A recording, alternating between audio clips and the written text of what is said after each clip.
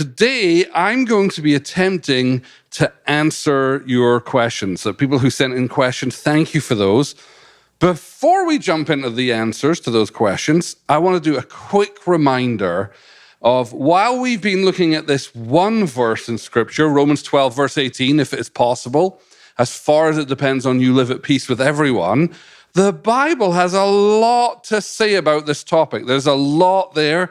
If you want to grab a picture of that, you can look at some of these verses, whether that's something like Titus 3:10, where Paul tells us, this is a great verse, warn a divisive person once, twice, and have nothing more to do with them. For those people who are saying, hey, if you're a Christian, do you have to be in relationship with everybody? Not according to Paul. Or Proverbs 15:1, where it's the opposite end of the spectrum, where it says a gentle answer turns away wrath. Or Matthew 18, verse 15. I can't believe I didn't use this verse last week while teaching on confrontation. It says, if your brother sins against you, go and tell him his fault. That's a confrontation right there between you and him alone. So there is a host of wisdom, a wealth of wisdom in Scripture about this topic. And the reason for that is God has a clear interest in you and me and our relationships flourishing, because relationships are a gift from heaven. Look at this. 3 John, verse 2, says this, beloved, I pray that you may prosper in all things. Say all things. And be in health, just as your soul prospers. Included in the all things are your relationships. But it's interesting that your relationships will prosper to the degree that your soul is prospering. So in the last couple of weeks, we've been talking about us taking responsibility for our lives and Jesus having a high value on us working on our stuff. Remember that verse, watch yourself? As our soul prospers, as we do our work, as we get healthier emotionally, relationally, all things, including in our relationships, will begin to prosper. And as we've seen the last few weeks, people are complex. Relationships are hard work. And we're not people who are called to be passive, but rather we're called to be people who walk in truth and love, even when that's uncomfortable. So let me pray, and then we'll get to your questions. Lord Jesus, as we come to you tonight, Lord, I ask that you would feed us, Lord, from your word, that you would give us wisdom. I thank you that your word says that when we ask for wisdom, you give it, Lord, without reproach. You're happy to help us. And so tonight, Lord, I ask that you would help us in our relationships, whether that's our marriage, with our friends, with our family, with our boss, with our employees, with our kids, Lord, that you would make us wise and you would cause our relationships to flourish. So I do want to make a note. Everybody who sent in a question, first of all, I want to thank you, because number one, that's incredibly brave. Number two, for the most part, I know everybody who sent in the questions. So I do want to say this to the individuals who sent in questions. You were very brave, and in you showing up and asking a question, you helped all of us. So your answers are going to help us. The way I would answer a question publicly to a group of people might be different than the way that I would answer a question to you personally. It's going to be the same information, but the content might be delivered in a little different way. I might be asking for more information. So I do have a little bit of fear that in answering broadly, in reframing some of your questions, that I might cause offense. If that's the case, please practice your confrontation skills and let me know. But if I treat your questions quickly, perhaps not with the not severity, but the sensitivity that's worth, or allocate enough time to it, please let me apologize in advance for that. Is that okay?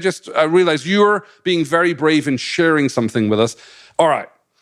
The very first question I looked at said this. It says, when is it good to realize a relationship is not healthy? And of course, the cheeky part of me was like, well, as soon as possible, ideally. Like, the sooner you know, the better you can deal with it. But that's probably not what the person's asking. I don't think you're asking timeline. I think you're probably asking something different. So group participation, this is for everyone.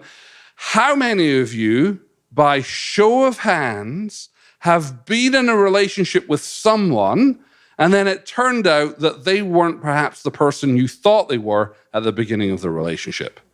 Okay, have a look around the room. Okay, It's a very, very common experience. Now, think about that. Think about the person you were in relationship with and ask yourself, why couldn't you see at the beginning of the relationship what you found out toward the end of the relationship? And so what I think, or what I wonder, is if the person asking this question is asking something more along the lines of, when is it wise to accept that a relationship might not be healthy? So first thing to understand is you and I, we are built for connection. We are hardwired for connection, for relationship. And as Christians, we tend to be people who want to believe the best about people. All right, we want to extend mercy. We want to extend forgiveness. We don't want to be critical. Those are all good things, but those very same things can be used against us and cloud our discernment. That make sense? So none of us are excused from those things. So whoever is asking that question, you're in great company. We've all been where you are. So let me try and answer, what are some of the red flags that might indicate a lack of health in relationship? This is not a comprehensive list, but if these are showing up, you probably don't have a healthy relationship with this person. Number one, you consistently feel less like yourself when you're around them. So perhaps you feel smaller. Perhaps you feel silence. It's not that anybody's telling you to be quiet. Just by osmosis, you get the message, I shouldn't really speak up. Perhaps you're anxious or more insecure. Perhaps you're finding yourself coaching yourself to pretend everything is fine. Perhaps you're talking yourself out of things. That's number one. Number two is if you start putting into practice the things that you've learned the last couple of weeks, if you start showing up in honesty, and you are met with things like manipulation or minimization or mockery, pay attention to that. Pay specific attention to contempt. Do you know what contempt is? Kind of like It's the single strongest predictor of divorce, according to Dr. John and Julie Gottman, after decades of research. So it doesn't just have to be in marriage, but if you're in a relationship with somebody who shows you contempt, probably not a good sign. Now, again, this is important. I'm talking here about a cycle, not a moment, not a one-off moment, right? We've all had times when we're hungry, angry, lonely, or tired, and we might have treated somebody with contempt, right? I'm talking here about a cycle. Look for cycles, not moments of harm or dysfunction. In my experience, in my own personal experience of not being able to spot things till way too late, but also an experience of working with people who are in relationships with, really unhealthy relationships. I remember AJ and I were walking with a couple a few years ago who it looked like were in the throes of divorce. And it was fascinating meeting with one of the spouses who was on the victim side and their spouse was on the abuser side, is they could not spot patterns. So we'd have them write them down. They would come and go, oh, well, it was so good and it was so amazing. And what's that? That's that person's heart wanting to believe the best, wanting connection. But when we'd point out yeah, but do you realize this happens like this? And then it gets good, and then it gets bad, and then it gets good. It took them several years to spot the pattern, not the episodes. I don't even know what number this is. I should have numbered them. Number 4, if your inner world is shrinking and not expanding, that's a bad sign. Alyn, what do you mean by that? When you start second-guessing your own instincts, when you start second-guessing your own self-worth, if you begin to doubt your discernment, pay attention to that. And then lastly, what are other people that you trust saying about that relationship? If you've got 1, 2, 3 people saying, hey, I have some concern about, I'm curious. I mean, that's always an interesting one. I'm really curious why you're in a relationship with that person. Okay, if you ever hear me say that to you, just know I'm doing my best to remain calm. There's plenty of examples in Scripture of people who started out in a relationship that looked great, and then it deteriorated. A very, very famous example of that is the relationship between King Saul and David. right? King Saul, it says, love David. And David, was just a champion to have in terms of relationship. But then things started deteriorating. That's an understatement. Saul started trying to kill him and hunting him down. But you still watch some of the love for Saul that's overriding David's, all his people around him are like, hey, why are you hanging around with this psychopath? He's like, well, maybe he just had a bad day. Maybe he has a sore stomach. Maybe he's allergic to gluten, right? So we've all fallen into that trap. So those are some of the things. I hope that's helpful to whoever asked that question. I love this one. How do you walk away from a conversation that is not going well? And what do you say? That is a great question. First of all, a quick neurology lesson. Are you excited for some brain learning? If you're excited, say I'm excited. Here is your brain. This wrinkly walnut-shaped mass that you see here is the cerebral cortex. And at the front of the cerebral cortex, right behind your forehead, is something called your prefrontal cortex. That's the part of your brain that is responsible for things like planning, impulse control, decision-making. Have you ever noticed that teenagers do dumb things and you're like, why did you do that? And they're like, I don't know, I didn't think about it, right? Their prefrontal cortex is not fully developed, it's growing. Nestled underneath the cerebral cortex is something called the limbic system. Your limbic system is your emotional part of your brain, and nestled within the limbic system is the amygdala. And that part of your brain is responsible for that part. That's your amygdala at work, right? That's fight, flight, freeze, or fawn, okay? I apologize to everybody listening to the podcast. Hopefully there were no car accidents. Thank you, Bethany. Your amygdala is working. It's beautiful. So again, the amygdala is the part of your brain that manages your fight, flight, freeze, or fawn reaction. So when you get stressed, that part of your brain takes over. Now, there's an expression, Dr. Dan Siegel, who's a UCLA professor of psychiatry, came up with it. He calls it flipping your lid. So I'm standing here at the side. I want you to all take your right hand, take your thumb. Your thumb is your limbic system. Put it like that. Wrap your fingers over it. That's your prefrontal cortex. When you're in a relaxed state, there is a connection between your prefrontal cortex and your limbic system. Your rational part of your brain, decision-making, and your emotional part of your brain are functioning. When you're in distress, what happens is you flip your lid. You stop. Actually, blood flows less to the prefrontal cortex. Your limbic system gets activated, and that's where emotions just take over. You're dysregulated. However you show up. If you're a fight, you're a rageaholic. If you're flight, you're out of there. You've just left. If you're freezing, you're stuck, and the person you're with is like, why are you talking to me? Like, you always just shut down. Oh, give me the silent treatment. Where if you're a fawn, you're just appeasing just to make it stop. So think about times you've been in conflict with somebody or somebody's been in conflict with you and you flip your lid. Your prefrontal cortex goes offline, your limbic system takes over, and this is where things go really, really wrong. Why this matters in conflict is if you can recognize that you have flipped your lid. I don't know, you must be really good if you can do that. I recognize I flipped my lid after I flipped my lid. And even once it's gone, it takes me a while to realize that's what's happened and not just justify it. Anybody else? Right? It's sometimes easier to spot in other people.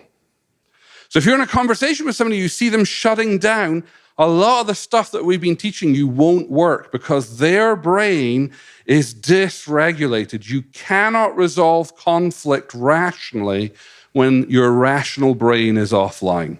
So emotional regulation must come before communication. So what do? Well, remember Jesus' words last week, Luke 17, verse 3. He did say more than what I've got written on the screen, but he starts by saying, watch yourself. And that's the part we want to get good at. The first key is paying attention to what's going on inside of you.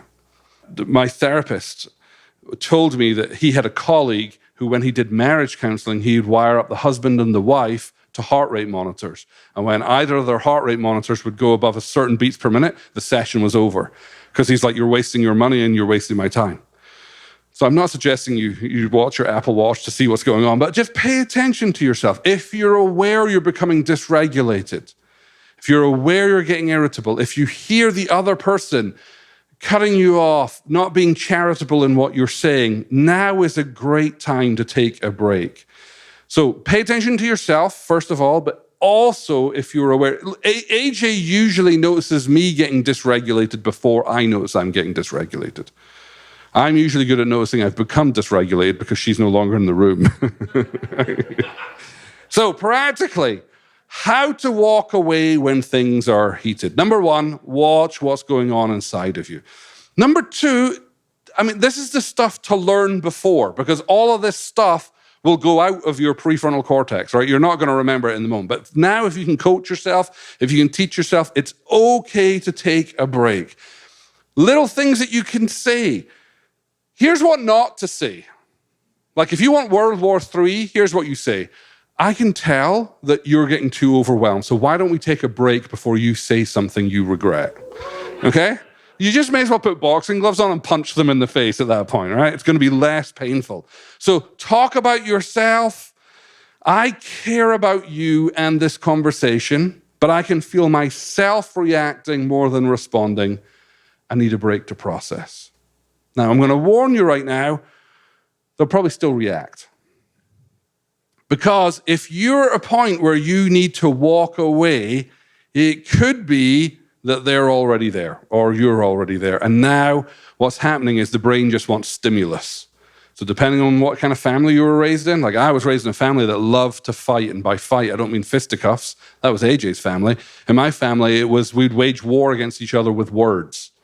Right? So you want to debate. Well, I can lawyer up with the best of them. Right? So whoop, and you're at it. Be careful that when you're choosing to walk away, you're walking away not to punish, but to protect. Okay, you're protecting the relationship, you're protecting the connection, you're protecting the fruit of the spirit that you've spent years growing, but you're also, in some cases, protecting yourself. Now, real-time example. Thursday night, AJ and I are driving home from our chiropractor. The journey from our house from the chiropractor to our house is maybe 10 minutes, 11 minutes. We're in the car, we've just turned right, we're driving past Whole Foods. AJ and I are having a conversation. AJ says something that I get hurt by, and I snap out of my pain. And AJ says nothing. So AJ's being wise, going, oh, I recognize that my husband just flipped his lid. At this point, there's no point saying anything else. Now, this is the double bind that happens when you're in a relationship with someone who's just flipped their lid, is because I'm over here stewing, going, oh, you're giving me the silent treatment, are you? Okay, well, I can outlast you. And I'm thinking, okay, we're 8 minutes till we're home. It felt like 40 minutes, right? And the whole time that we're home, I'm coaching myself, going, hey, buddy, you're okay. And I know offline and in the middle of the argument, I know my wife's not a controlling person. I know she's not a manipulative person. I know she's not using silence against me. I know that out of the two of us, she's being the wisest person by just being silent. But I can feel myself reverberating. Huh? Anybody else? Anybody else? Oh, you know that feeling. Okay, I feel less lonely being up here. We come home, AJ's getting dinner ready. I go into a dark room, no kidding, and I just sit in a dark room, and I'm just unwinding. I'm just, coach, everything's okay. And then I put on my big boy pants of adult regulation, and I come back out. Now, what's interesting is, as I was reflecting on that disconnect and that, not really fight, it was just kind of a one instant, one statement, is that we didn't try and repair that night. Because in one sense, it wasn't a rupture, it was a hiccup. Would you agree with that? From my perspective, it was like we both had grace. We both knew the week we had. We both knew we were running on fumes. We both know AJ's not well. We both come from the chiropractor. We're both hungry, angry, lonely. We know that. And so all I do is do the how many of you married couples do the, not distress flare, but the everything's okay flare, where you just say something benign to let them know you don't still want to fight anymore. Hey, did the dishwasher finish running? You know, you say something like that just to kind of toss out a flag of peace. It's like, hey, I heard there's a new great thing on Hulu, right? And you're testing the waters to see if they go, Hulu? Maybe my next husband will like to watch Hulu with me, right? You're just seeing if you go, oh, that could be good, honey. And so we have one of those nights. And then yesterday, so I think Friday I forgot about it, you forgot about it. Saturday, I was just like, I don't like the fact that I'm feeling disconnected from my wife, and I know where the disconnect happened. Now we're both regulated, we're both calm, and I just say, hey, babe, do you have capacity for us to talk and then just binge watch TV? She's like, I do. I said, do you have capacity for both? She said, I do. And so we talked about the thing, and it was good and it was helpful. So even though AJ didn't say in that moment, I need to walk away, and even though I didn't say I walked away, we kind of blinked by osmosis, her in her silence and me in my stewing. But we got there. We good? All right. How about this one? How do you... Oh, no, I need to give context for this one. So don't read that part yet. This is the context for this question. I was a recipient on one of those 9-page letters you spoke about last week. And I decided to read it, but I didn't respond to it. For those of you who weren't here, I was talking about, have you ever been the recipient of one of those 9-page letters where everyone is, not everyone, someone in your relationship was like, here's an alphabetized list of everything that's wrong with you, right? And they just, and they think they're being mature, but you're just like, okay, this is like death by 1,000 paper cuts. This is unbelievable. So I got one of these letters. This was 16 years ago. The event caused me to view our relationship, or what I thought our relationship was, differently, I bet. After they sent the letter, they never reached out to me again. That's horrible. I respected the content, but not how it was delivered. The approach they took made me incredibly angry and hurt. I've been through a lot of personal healing because of the impact this letter had on me. Not because of its content, but because of how I responded to it. This event keeps coming up for me, and I'm honestly trying to discern whether it's because there's something I need to do relationally or healing-wise. It's clear the roots of this run deep for me because each time I feel I've made headway, it pops up again for me. And then this question, how do you confront something this old with someone you have no relationship with anymore and don't necessarily need relationship with anymore? It's a great question. Right? I hope you can find some of your stories in the questions of other people.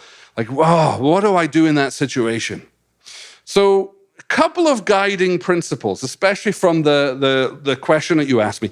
Two things. It's really, really noteworthy in the way you asked that question that the content of the message, what the person said, is not the cause of the impact. It sounds like it's two things. Number one, how it was delivered, their approach of just dropping napalm and then just wandering off, right, made you feel incredibly angry and really hurt. And number two, your response to the impact of this letter. You mentioned you experienced lots of healing, and yet it just keeps coming up for you. So before I answer your question, I do want to honor and name your self-recognition and recognizing those two things. That's a big deal. So before I try and offer some practical steps, I do want to say part of the reason you feel angry and hurt is because you were treated in a horrible way. It is incredibly hurtful to have that happen to you. Someone just drop here's all the things that are wrong with you, and now I've pieced out. And so I do want to honor your pain, and I do want to acknowledge that sounds horrible. So normally what I'd say, number one, is this is a great area to bring in a skilled outside professional. But it sounds like you've already done that. So that's wonderful. So in situations where things feel too big for you to navigate on your own, that's where you bring in a counselor, a therapist, a pastor, a trusted friend to help you walk through that stuff. Number two, that you're really good, I hear you doing this already, is pay attention to lingering things. Not in a bad way. Like I heard you say, I've done healing. What you're talking about doesn't mean your healing hasn't worked. It's just probably an invitation from the Lord to an area that the Lord wants to redeem. Because he's so into redemption. So he never brings things up to make us feel bad. He just brings things up to help us get healing. This is not really in here, but it's probably one of the two up there. But I heard it said a couple of different ways. One slightly inflammatory. Let me give you the less inflammatory one. If your response to something is larger in proportion to the thing itself. So like you've got every right to be angry. That was a horrible thing. But now you're like 16 years later, this is still eating my lunch. Why is that showing up? Often that's less about the thing that happened and it's more often about your childhood. So when something like that happens, the inflammatory way of saying it that I heard is if it's hysterical, it's historical. If your reaction is larger than the event warrants, you've usually gone home. You've usually gone back to something in your childhood that you're not aware of. And the Lord is so good at redeeming those things. So throw that out for free. This is a good one. Ask, what do I want from the confrontation? So how do I confront something from a long time ago? My question might be, what do you want from the confrontation? Because knowing the answer to that question will really help you direct your next step. So for example, are you looking for peace? And if so, do you need them to find that peace? Are you looking for your voice to be heard? Like one of the most damaging things that happens is when our voice is silenced. When someone tells us how we are instead of asking us how we are. And when someone condemns us, you know the problem with you, PJ? You're like this and this and this. No curiosity, just judgment. And then we're left with like a barrage of like, hang on, let me lift this heavy anvil off. Oh my gosh, you're so defensive. Is it defensiveness to avoid being crushed by an anvil of your words? Oh, look, you just want to fight. And you're just like, in that process, your voice gets taken from you. Is it balanced? Has this person said things that are true, but they don't have the whole story? Knowing what you want on the other side of the confrontation helps you know some next steps. One of the hardest things you can do, you may groan at this because it just sounds so really, is write a letter to the person that you will never send. There's something powerful about you having your voice, you taking the time to write it out.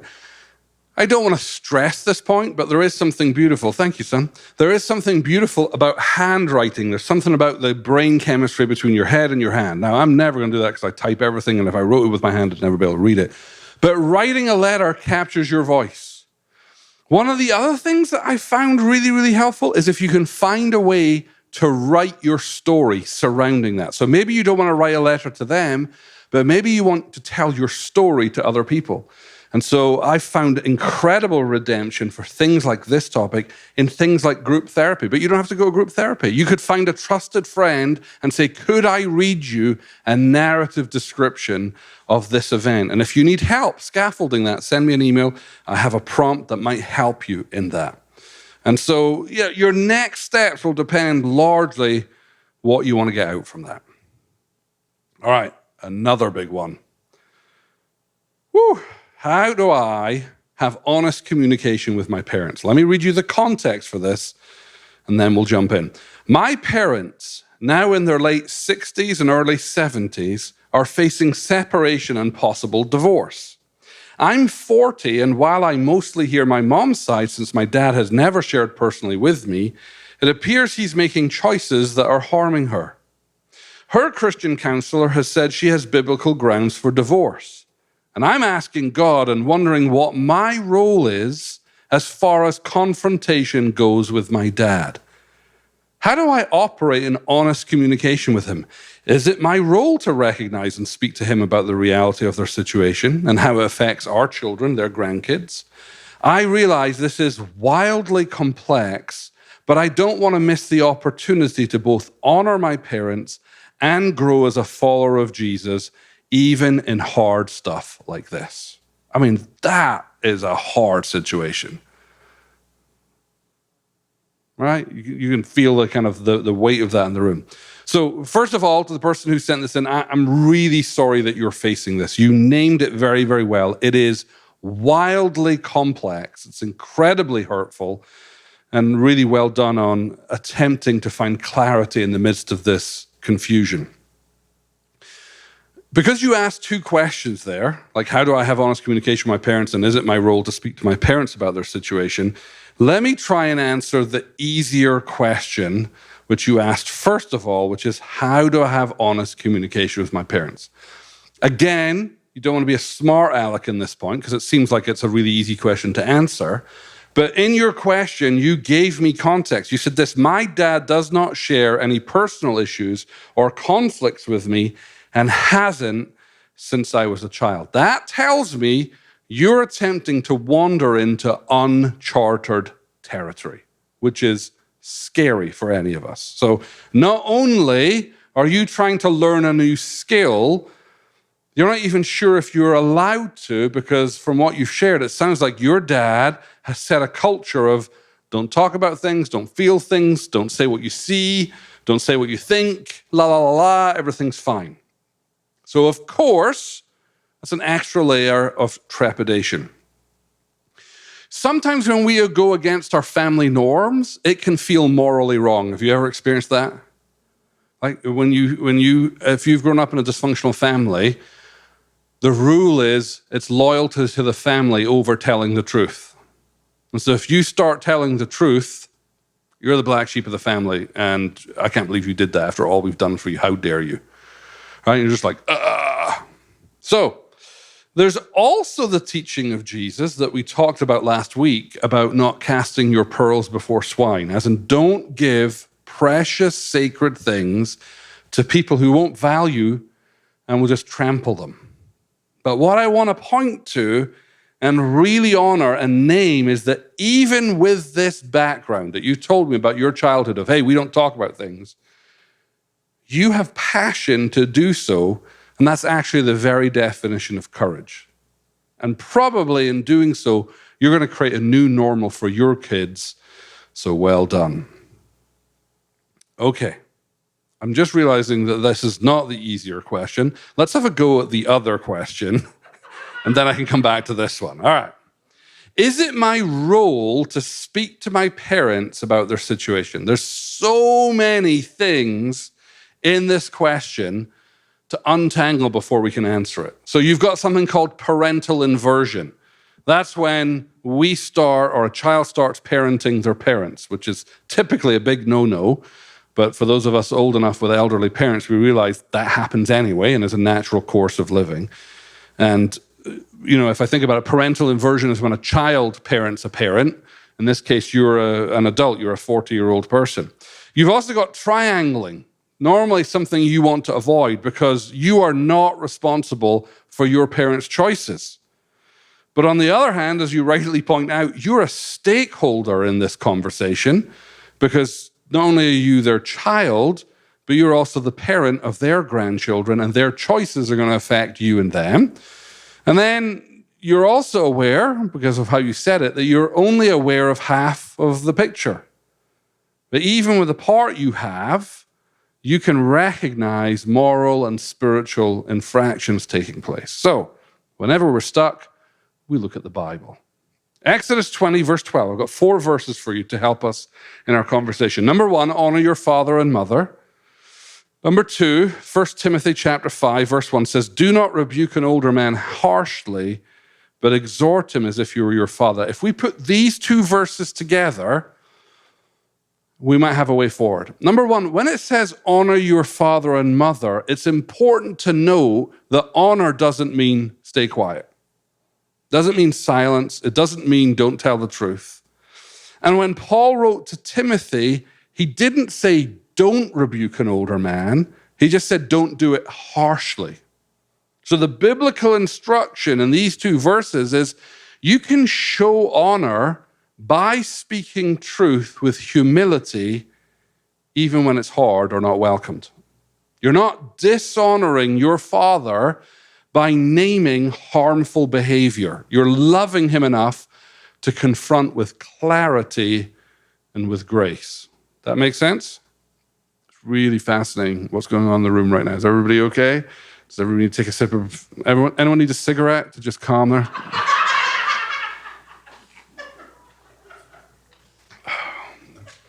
We're talking about the limbic system and being dysregulated.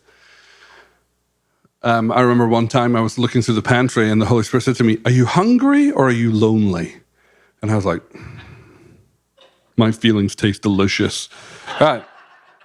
Next verse, Ephesians 4, verse 15. We're told to speak the truth in love. So you might want to ask yourself, what would love say if it could talk right now. Again, we're not advising you, nor is it your job to try and convince him or to try and control the outcome. But we are biblically told to speak the truth in love. So it's not dishonoring to say something like, Dad, I've only heard Mom's side, and I'm aware that I'm not seeing everything clearly, but the little that I do say is concerning. And I think you should know how this is affecting your legacy, your family, and your grandkids. Now, that might sound terrifying, but it's not wrong. And then Proverbs 15:22, a really powerful verse for a situation like this, where it says, plans fail for lack of counsel, but with many advisors, they succeed. You mentioned earlier in your question that this is complex. Complexity means you need support. And so my encouragement is find wise, godly people, pastors, counselors, trusted friends, preferably people who've maybe even navigated something like this to help you discern what is yours to carry and what is not. So don't be a fixer, because that's God's job. So you asked, is it my role to speak to my parents about their situation? Because I'm a stickler for word choice, I don't like the word role there because it denotes some concept of job, like it's your responsibility. So I don't really like that inference. Perhaps I would rephrase it, take the pressure off and realize that Scripture certainly doesn't forbid you from doing so. And it seems like in many verses, it's encouraging you to do so. So I would encourage you that while you don't need to be afraid to speak, please avoid the pressure that it's yours to solve. The thing that I got struck by genuine sadness when I read your question. My sadness was, it seems like this is falling to you. Now, I don't know if that's true. I'm just curious. But I'm really curious about, where are the godly men in your father's life? Where are they? And why are they not showing up? And do you know what I mean? That makes me sad. But then it doesn't, because your father's in his 70s and men of that generation, men of a certain age, are probably going to stay hidden anyway. Sorry, that was a little meta thought. Let's say you do feel encouraged after looking at those verses. Let's say you do feel convicted to speak to your parents. Now what? So here is my step-by-step process for having honest communication with your parents. Number one, we've covered this last week. Go low and slow. Gentleness, kindness, humility. It lowers the anxiety in this situation. It raises love there. A practical thing you might want to consider is writing is often better than speaking. Writing allows you to think, craft, shape without interruption. Even better, there's a record of what was said as opposed to what was heard that you said or what you meant. It also allows your parents to hear what you're trying to communicate without interrupting you through arguing or defending. However, be aware that the written word often carries more weight and impact than spoken word. If you write, I would encourage an invitation to follow up in conversation. Dad, I know this is a lot. I would love to talk to you about this if you're willing. So you're just opening communication there. Another thing to pay attention to is, what is your need in communicating? Are you hoping to be heard? I'm not saying this to you. I'm saying this to everybody. Sometimes in our adult conversations, we're trying to fix the faults of our childhood. That makes sense? Even if it's not with your parents. So sometimes when we're speaking to other people, we're trying to repair the conversations we never had as children, but we longed for from our parents. So watch that that's not going on. Like, are you hoping to be heard, or are you just wanting to vent your frustration? Just pay attention to what's going on inside. And then lastly, in situations like this, be aware of burden bearing. Like, you've talked a lot about your dad, but I haven't heard you say anything about your mom. And so I'm worried there a little about burden bearing. For example, are you your mom's only confidant outside of her therapist? If so, that's not good. We all good? Like, Alyn, please end on a happy one. I will. All right, the last one. Could you speak to when confrontation goes poorly? For example, it leads to outbursts, misunderstandings, or they're not receptive, and then you have a worse connection. I'm going to do my best to answer this, but if you haven't figured it out by now, I have a high tolerance for conflict, right? And I have low fear when it comes to confrontation. For some people, it's absolutely, the opposite. So just bear that in mind and maybe consider that as I give you this answer. But what do you do when confrontation goes wrong? Number one, recognize this is a very real outcome. It's a very possible outcome, especially if you're doing this sort of stuff with people who might not have done any of this work, right? You could say, hey, I got 4 episodes of a podcast for your birthday. Happy birthday. But then also think back to what we talked about last week. Think tennis courts. And what I mean by that is both parties have to want connection. So if you do a confrontation and it turns out it didn't go well, quote unquote, again, remember what I said last week, the fruit of a confrontation sometimes takes years to manifest. So the success in doing the confrontation is that you showed up and told your truth. The success of the confrontation is not that they lived happily ever after. But my point by both parties having to want connection is that some people either don't want to do the work to have open, authentic relationships, or they want connection on their terms, which really isn't connection, it's domination. So be aware. Now, here's what's crazy about that, is it doesn't mean that relationship's not worth keeping. It doesn't mean that relationship has to end. But it certainly means you probably want to pay attention to the level of influence that relationship has in your life. That makes sense? You're like, we don't care. I'll just let us out of here. I get it. It's so hot. I'm losing the will to finish the slide, but it's only because I'm disciplined that I'm just going to power through it. It says current slide 29 of 29. All right, we're almost there. Here's the thing. All relationships sink to the level of connection that one party is prepared to give. Put another way, relationship depth is limited by the least emotionally available person. And you can't blame people for where they haven't yet walked. That makes sense. So how many of, I don't do show by hands, but imagine you're putting your hands. Please don't respond to this. But how many of you done some sort of therapy? If you have done therapy of any description and the people you're in a relationship haven't, it's not their fault in one sense that they don't know what you now know. That makes sense? So we can only walk in the light of the revelation that we've received. Now, all that means is it's not like we cut off people who are not at the same depth as us. We just kind of monitor things. What's beautiful is, and here beautiful in interesting packaging, the poor confrontation has just revealed the depth of conflict that person can handle, or the level of truth they're willing to hear about themselves. So I have personally many deep, authentic, rich, truthful relationships with people, and I count them as blessings. But they are far fewer in number than the number of friendly relationships I have that are really not in a place I'd like, but I've made peace with that. Part of the problem I've had is when I've done therapy, I'm just like, therapy is amazing, feelings are wonderful. You'd all want to know that. And the only reason you're not living is because you don't know about it. So let me give you books and let me give you sermons and let me teach you and let me just wander in and start playing around on your 50 side of the tent. Oh, it's way better over here. And not realizing that I'm a boundary violator. Like nobody's asking for this. I'm just violating, I'm trespassing all over the ground. Why don't you want to be friends? Because you're a nightmare. I'm not a nightmare. I'm just a little bit passionate about those things, right? I can't be excused because I think I know what's better for them.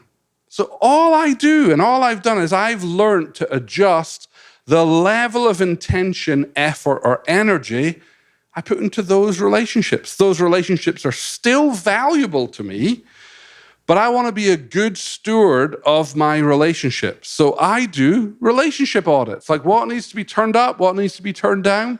You've probably seen the meme that says, don't give full-time positions to part-time people in your life. That's pretty crass, but work out, like, who are the relationships? Who are you building with? Who are you blessing?